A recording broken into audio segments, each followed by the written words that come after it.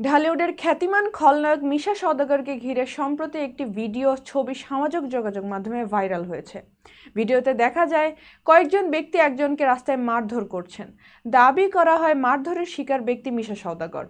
ভিডিওটি নিয়ে শুরু হয় তুমুল আলোচনা, তবে এ দাবির কোনো সত্যতা পাওয়া যায়নি। ভিডিওটি ভুয়া বলে মন্তব্য করেছেন অনেকেই।